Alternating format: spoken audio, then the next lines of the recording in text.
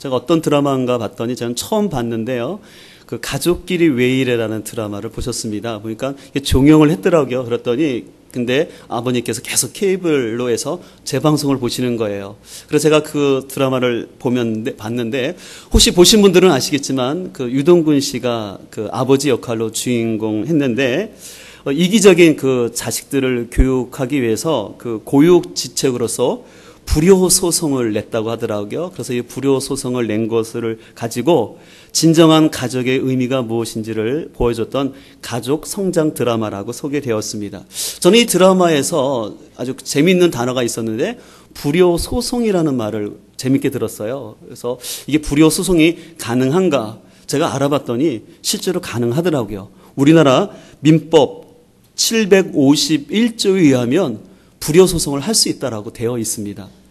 혹시 우리 어르신들 중에 자녀들이 불효하고 있다면요, 민법이 가능하니까 자녀들 그렇게 하시고요.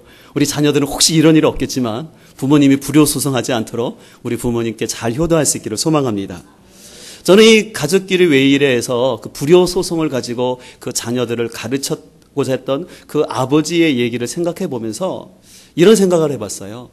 하나님께서도 만약 우리에게 믿음의 불효 소송을 내신다면 어떻게 될까? 우리가 아는 것처럼 하나님은 이 땅을 창조하셨고 우리의 주인이시죠. 그리고 독생자 예수 그리스도를 보내시기까지 우리를 사랑하셨습니다.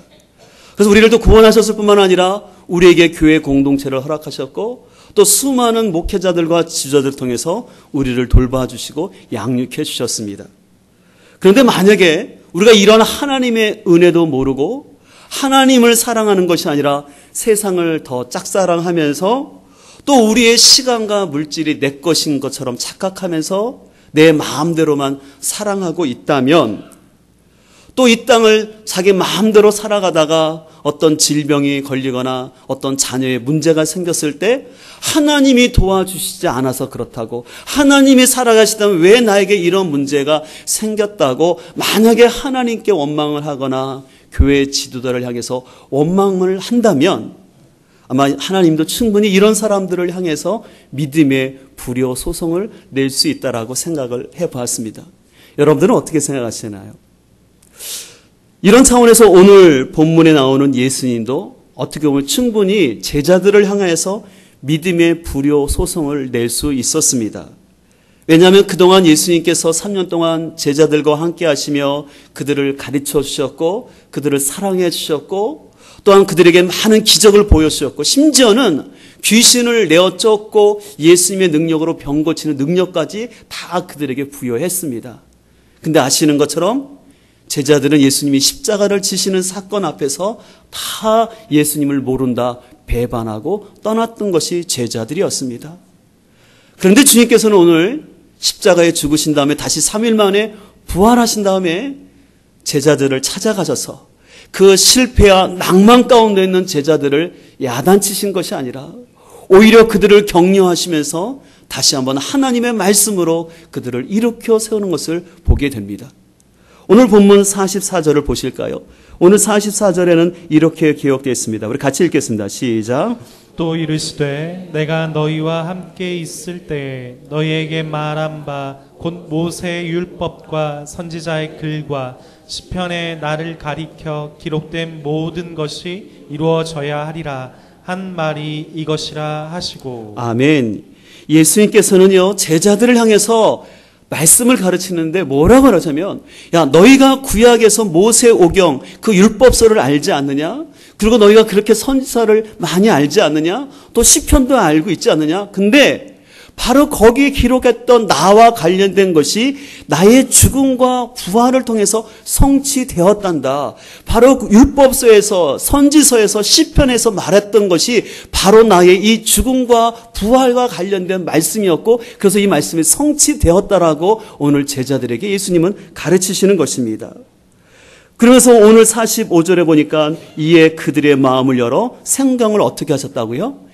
깨닫게 하셨다고 그랬습니다. 그들이 마음을 열어주셔서 성경을 깨닫게 해주셨습니다. 그리고 또 46절에 보면 예수는 다시 한번 반복해서 그들에게 가르치십니다.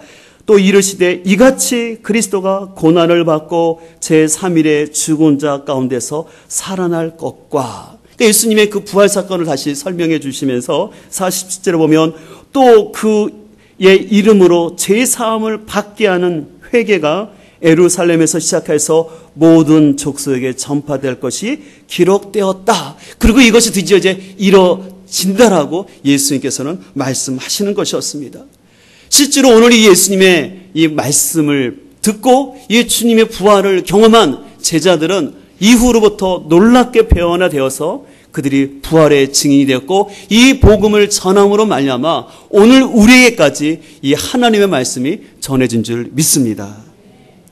근데요, 우리 신앙생활과도 고민이 있어요. 어떤 고민이냐면 오늘 이 제자들은 부활의 주님을 만남으로 인해서 변화가 일어났거든요. 근데 우리는 교회를 다니긴 다니는데 변화가 잘 되지 않는다라는 것입니다. 나름대로 교회에 나왔고 또 나름대로의 성경 공부도 했고 또 예수님이 나를 위해서 죽으셨고 부활하셨다는 사실을 분명히 내 머리로는 아는데 내 삶으로는 변화되지 않는다는 것입니다. 또 어느 때는 부흥회나 또 성경 공부를 해서 그때 좀 변화된 것 같은데 그것이 막상 며칠을 못 가고 다시 과거로 돌아가서 과거의 언행이 나타남으로 인해서 자기 스스로도 많이 고민을 하죠. 그렇기 때문에 많은 목회자들이 고민한 게 그겁니다. 어떻게 하면 성도들이 변화할까? 아니면 왜 저 성도는 변하는데 왜 저 성도는 변하지 않는 걸까? 아마 여러분들도 그런 고민이 있을 것 같아요. 여러분 스스로 생각해도 내가 그래도 교회를 몇 년을 다녔는데 이 정도면 좀 변화될 만도 하는데 또 내가 성경을 모르는 것도 아닌데 나도 성경을 좀 안다고 알고 또 어렸을 때 성경을 알았는데 왜 나는 변하지 않을까라는 고민들을 아마 많이 했을 거라고 생각합니다. 근데 이런 고민은 우리뿐만 아니라 실은 많은 성도들의 고민입니다. 근데 바로 이런 고민 가운데 예수님을 진정으로 만남으로 인하여서 변화된 사람들의 이야기가 있습니다. 그래서 이 시간 제가 잠깐 그분들을 소개하려고 하는데요. 여러분들에게 잠깐 그 영상을 좀 보여드리려고 해요. 어떤 분들이냐면요. 우리 같은 교단에 있는 춘천에 있는 한마음교회 성도들인데요. 이 교회 성도들이 예수님을 만나고 변화된 삶들을 많이 간증을 했어요. 그래서 C채널 같은 기독교 TV에 많이 나왔는데 그중에 한 분을 소개하려고 하는데요. 김영민 선생님이 김동현 선생님의 간증인데요. 이 선생님은 어렸을 때 집이 굉장히 가난했어요. 그리고 또 아버지가 알코올 중독자였어요. 그러므로 인해서 이 선생님은 어렸을 때 분노의 문제가 끊임없이 있었습니다. 그래서 분노의 문제로 갈등하셨던 분이었는데 예수님을 만나고 변화된 얘기가 있습니다. 그래서 영상을 한 10분 정도 좀 되는데 여러분들 아주 은혜스러운 영상이기 때문에 제가 일부러 시간을 할애해서 같이 보도록 하겠습니다. 또 제 아내는 늘 생활에 대한 염려에 사로잡혀 살았는데요. 그런 아내에게 저녁 식사 약속이 있다고 말하려면 식사 시간, 장소, 대상, 목적, 심지어 메뉴까지 분명히 밝혀야 했습니다. 그뿐만이 아니라 꼭 가야 하냐는 등, 너무 자주 나간다는 등, 양심이 없다는 등, 못 가게 말리는 것도 아니면서 속을 뒤집어 놓는 말을 할 때는 정말 참을 수 없었어요. 이런 아내의 잔소리를 들을 때는 그래? 당신이 나를 우습게 여긴다 이거지?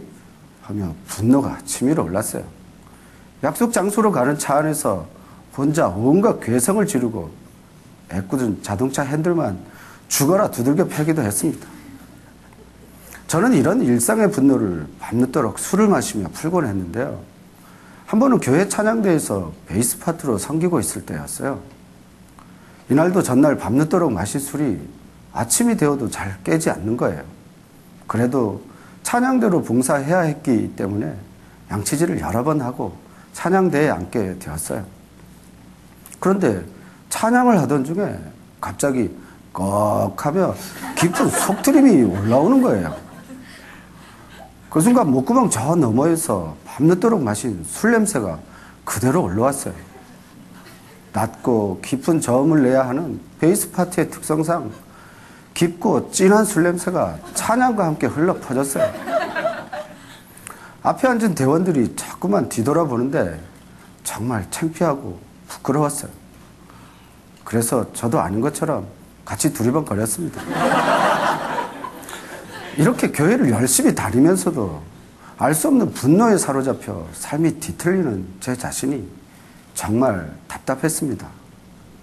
그러다가 큰아이가 춘천에 있는 고등학교로 진학하게 되었고 우리 가족은 춘천으로 이사를 하였어요. 그리고 우연히 만난 한마음교회 한 형제와 말씀 교제를 하게 되었는데 그 형제는 처음 들어보는 질문을 하는 거예요. 형제님은 예수님이 하나님이신 걸 어떻게 믿으세요? 하는 거예요. 성경에 기록되어 있죠. 했더니 그러면 그 성경이 하나님의 말씀이라는 건 어떻게 믿으세요? 하는 거예요. 순간 30년 동안의 내 믿음을 무시하는 것 같아 기분이 나빴어요. 하지만 그동안 수없이 성경 공부를 하고 많은 영성 훈련을 받았어도 내 마음대로 분노하며 살아온 제 삶이 생각났어요. 나는 정말 예수님을 하나님으로 믿고 있나? 목사님의 말씀과 지체들의 계속되는 간증을 들으면서 지난 30년 동안의 제 신앙을 돌아보게 되었는데요. 그동안 교회에서 많은 일을 했어도 사실 사람들에게 인정받으려는 것이었지 예수님을 하나님으로 믿기 때문이 아니었어요. 내 믿음의 출발부터 무언가 잘못되었구나 하는 것을 알게 되었어요. 그러다가 겨울 수련회에 참석하게 되었는데 한 말씀이 크게 들려왔어요. 요나의 표적 밖에는 없다. 부활 밖에는 없다. 사실 소경의 눈을 뜨게 하고 문둥병자를 고치고 죽은 나사로를 다시 살리는 광경을 직접 보고서도 사람들은 예수님을 하나님으로 믿지 않았더라고요. 십자가에서 죽으신 것으로 예수님을 하나님으로 믿을 수 있는 건 아니었어요. 왜냐하면 강도들도 십자가에 못 박혀 죽었으니까요. 사람이신 예수님을 하나님으로 믿기 위해서는 무언가 확실한 증거가 필요했어요. 그런데 부활의 증거로 예수님을 하나님으로 믿을 수 있다는 거예요. 이때부터 이미 다 알고 있다고 생각했던 부활을 다시 고민하기 시작했어요. 간절한 마음으로 기도하면서 부활의 역사적 증거들을 찾아보았어요.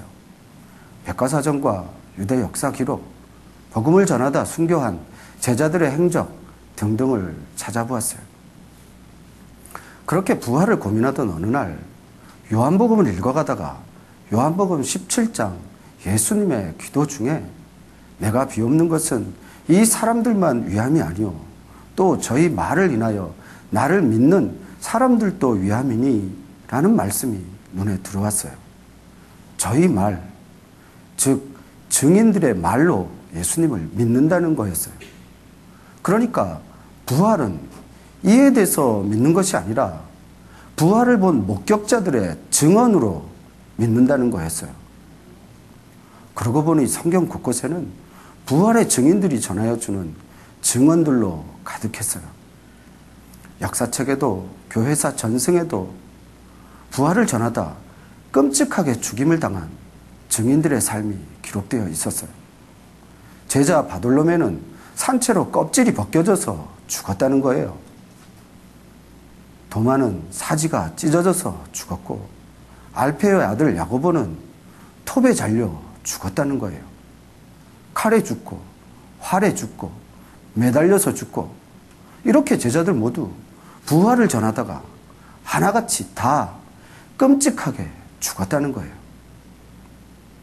부활이 거짓이라면 세상에 거짓을 위해 평생을 고통당하고 끔찍하게 죽을 사람이 누가 있을까? 십자가 앞에서 죽음이 두려워 다 도망갔던 제자들이 무엇 때문에 목숨을 걸고 예수님의 부활을 외쳤을까? 예수 믿는 자들을 잡아 죽이기 위해 살기등등했던 사울이 어떻게 며칠 만에 돌변하여 예수가 하나님의 아들이다 라고 외칠 수 있었을까? 그들은 그렇게 해서 무엇을 얻었나? 그들은 모두 복음 때문에 평생을 고난받고 결국 죽임을 당했더라고요. 그들이 그렇게 살았던 이유는 예수님의 부활을 진짜 목격했기 때문이라는 것 외에는 설명할 방법이 없는 거예요. 예수님이 부활하셨다면 이분은 성경의 예언대로 오시는 메시아라는 것을 그들은 너무나 잘 알고 있었으니까요.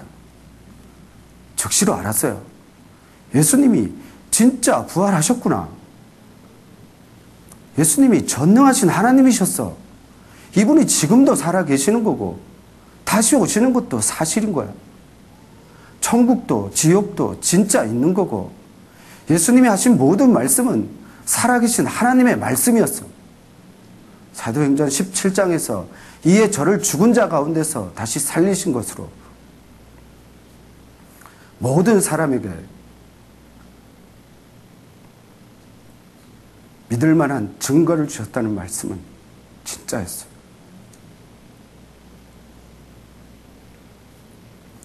십자가에서 다 이루신 예수님을 하나님으로 믿을 수 있는 증거, 그 확실한 증거는 바로 부활이었어요.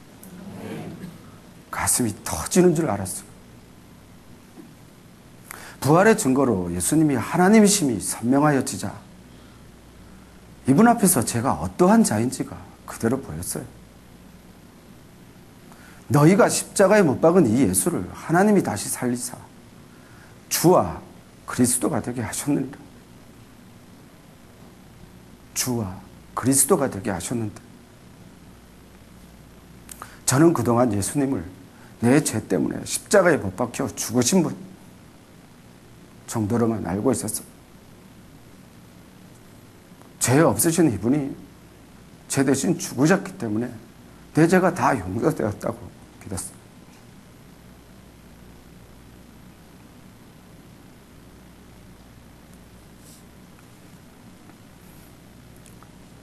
그래서 구원받은 저는 내 의지를 들여 교회를 열심히 하는 것이 저의 믿음이라 여기며 살았던 거였어요. 그런데 이분이 부활하셔서 저의 주인이 되셨다는 거예요. 산자와 죽은 자의 주가 되시려 이분이 부활하셨다는 거예요. 내 입으로 예수를 주로 시인해야 구원을 받는다는 거였어요. 하지만 저는 이분을 지금까지 한 번도 주인으로 믿은 적이 없었어요.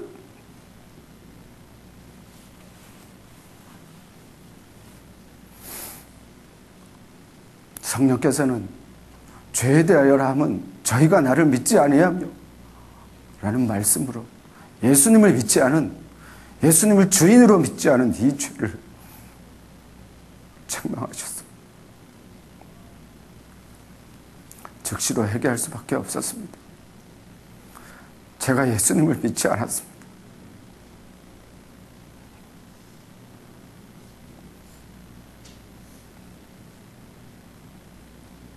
내가 주인 되고 내가 하나님 되어 내 마음대로 살았습니다. 예수님을 믿지 않았기 말씀보다는 내 느낌과 내 감정이 더 중요했어요. 그래서 그렇게 분노하며 뒤틀린 삶을 살았던 거였습니다. 회개합니다. 예수님을 믿지 않은, 예수님을 주인으로 믿지 않은 이 죄를 용서해 주세요. 입을 열 수 없을 정도로 눈물이 쏟아졌어요. 그리고 오랜 시간 동안 진짜 주인이시면서 마음문 밖에서 두드리고 계시는 예수님을 나의 주, 나의 하나님으로 영접했습니다. 부활의 증거로 예수님이 나의 주, 나의 하나님 되시니까 술 마시고 분노하던 망령된 행실들이 한순간에 사라졌어요.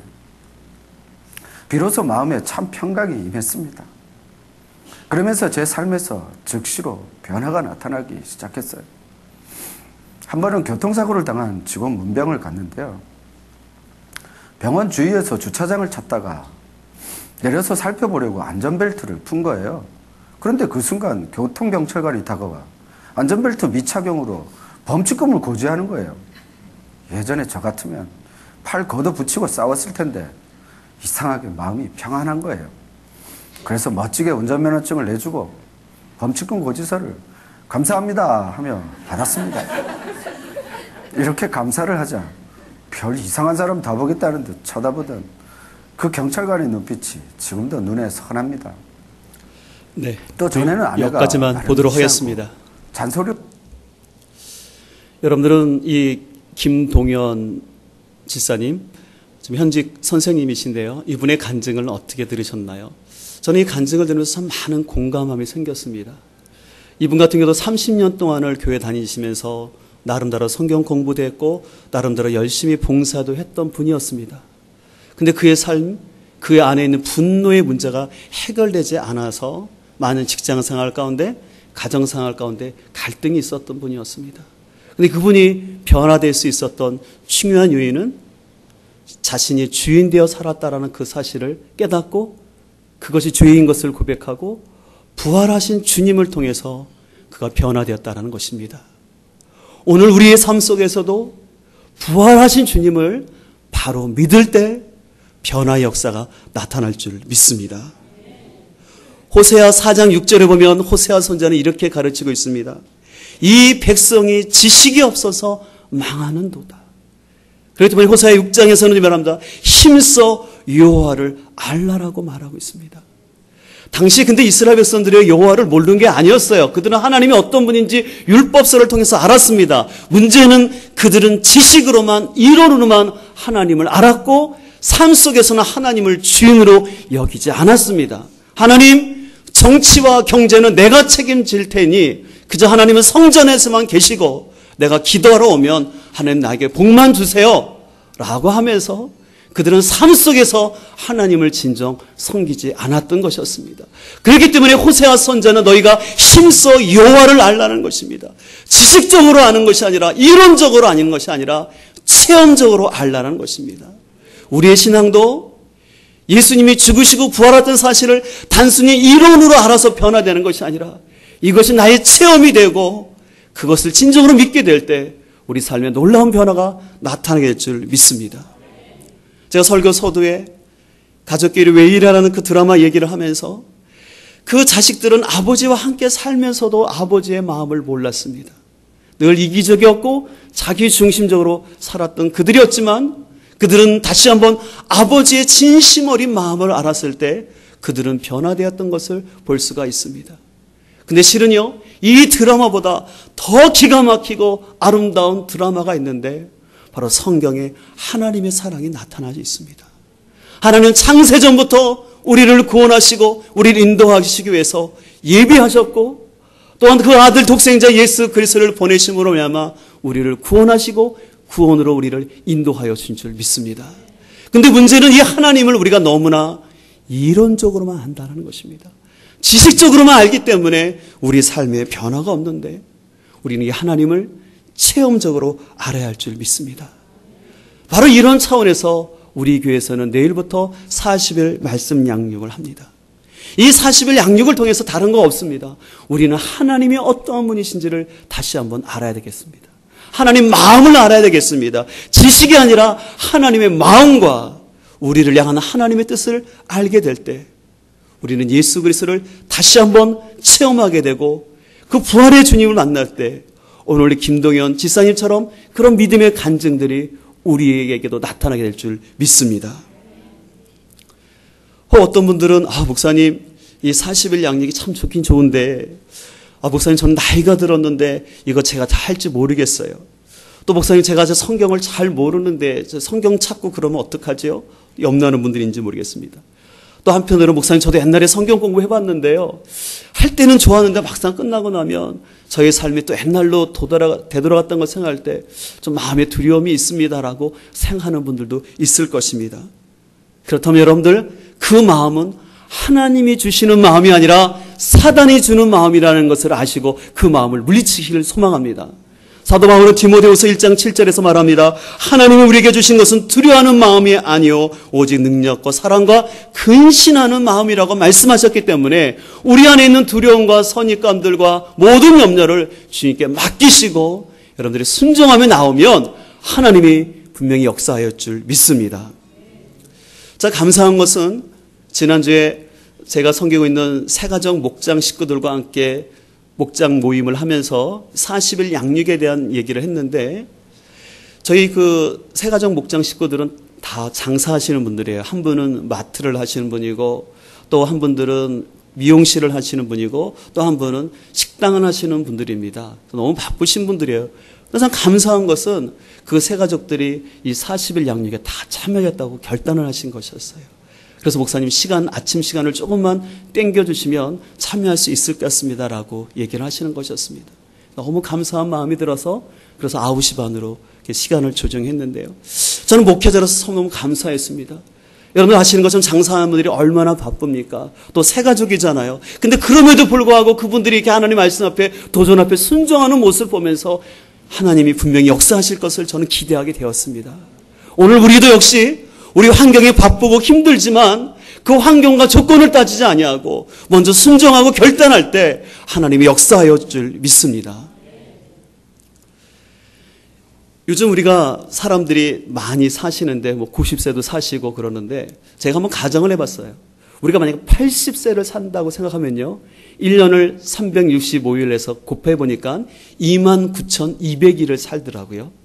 근데 29,200일 중에서 여러분 40일이 몇 프로나 해당될까요? 제가 백분율로 계산해봤더니 0.136%였어요.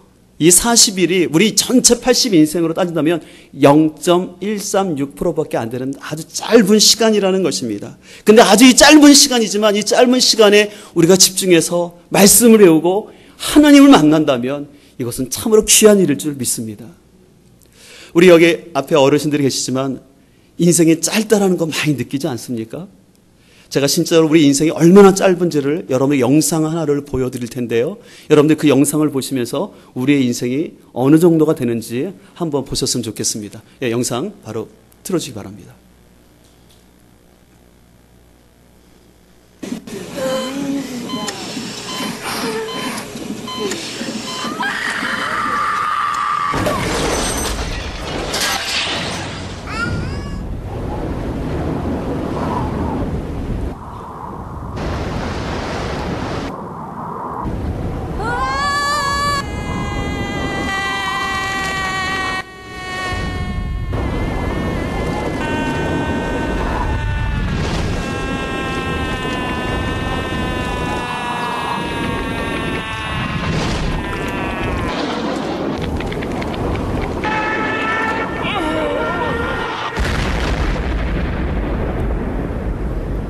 네, 인생 끝났습니다.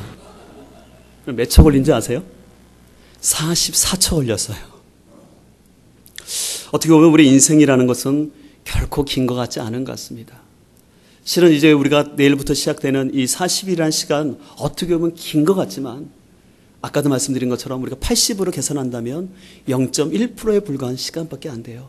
근데 이 시간을 들여서 우리가 주님을 바로 만날 수만 있다면 그 부활의 주님을 만난다면 오늘 성경에 나타난 제자들처럼 변화되어서 하나님의 복음의 능력이 나타나게 될 줄 믿습니다. 여러분들 또 이런 계산도 있었어요. 보통 사람이 70년을 산다고 계산해 봤을 때요. 사람은요 일평생 잠자는데 20년을 보내고요. 일하는데 20년, 먹는데 6년, 노는데 7년, 또 몸을 치장하는데 5년, 전화 가는데 1년, 담배 피우는데 2년, 누워서 쉬는데 2년 반, 사람을 기다리는데 3년 반, 심지어는 신방끈을 매는데도 8년이 걸린다고 합니다. 이 많은 시간 속에서 실은 이 40일이라는 시간은 너무나 짧은 시간입니다.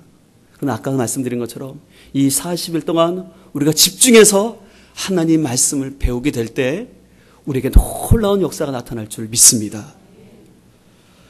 바라기는 우리 모두 순종이 제사보다 낫다라는 이 하나님의 말씀을 기억하시고 우리가 먼저 순종하고 결단할 때 하나님께서 여러분의 환경의 문을 열어주시고 분명히 이 과정을 마칠 수 있도록 역사할 줄 믿습니다. 우리가 끝으로 49절을 같이 읽도록 하겠습니다. 오늘 본문 49절을 같이 읽겠습니다. 시작. 볼지어다 내가 내 아버지께서 약속하신 것을 너희에게 보내리니 너희는 위로부터 능력으로 입혀질 때까지 이 성에 머물라 하시니라. 아멘. 예수님께서는 마지막으로 제자들을 당부하시는데 예수님은 승천하시면서 너희는 하나님 아버지께서 약속하신 것이 너희에게 임할 텐데 위로부터 임하는 능력이 임할 때까지 이 예루살렘을 떠나지 말고 기다리라고 말했습니다. 이것은 바로 성령 하나님의 역사를 말하는 것입니다.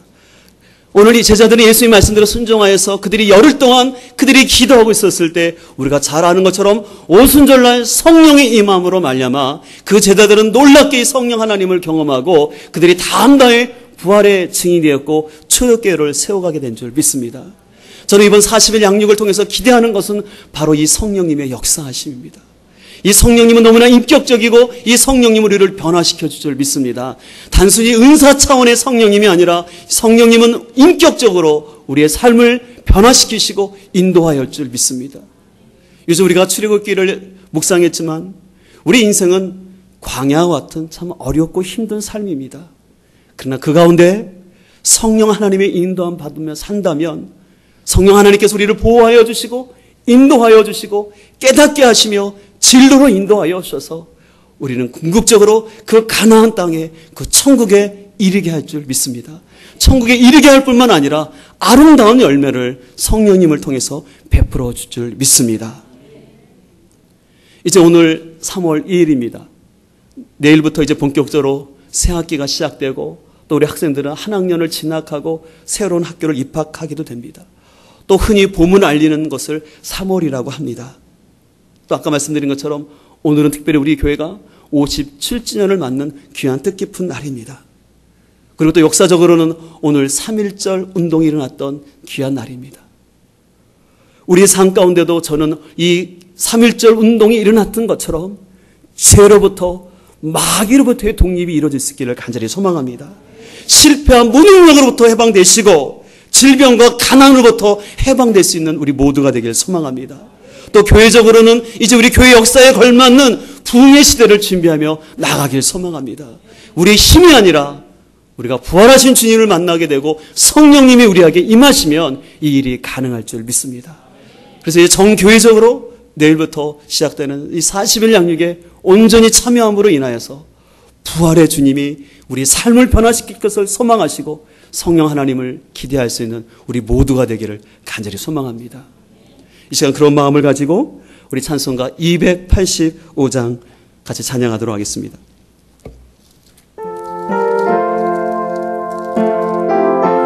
주의 말씀 받은 그날 참 기쁘고 복되도다. 주의 말씀 받은 그날 참 기쁘고 복되도다. 이 기쁨만 못 이겨서 온 세상에 전하노라. 기쁜 날 주 나의 죄 다시 쓴 날 늘 깨어서 기도하고 늘 기쁘게 살아가리. 기쁜 날 주 나의 죄 다시 쓴 날 이 좋은 날 내처럼 몸 새 사람이 되었으니 이 몸과 몸 다 바쳐서 영광의 주를 섬기리. 기쁜 날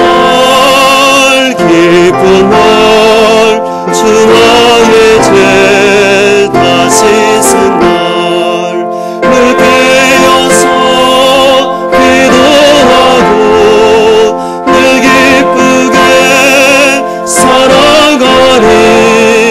기쁜 날 주 나의 죄 새 사람 된 그날부터 새 사람 된 평안한 마음들이 있어서 이 복된 말 전하는 일, 이 복된 말 나의 본분 삼았도다. 우리 삶에 기쁜 날이 임할 줄 믿습니다. 기쁜 날 주 나의 죄 다시 쓴 날 늘 깨어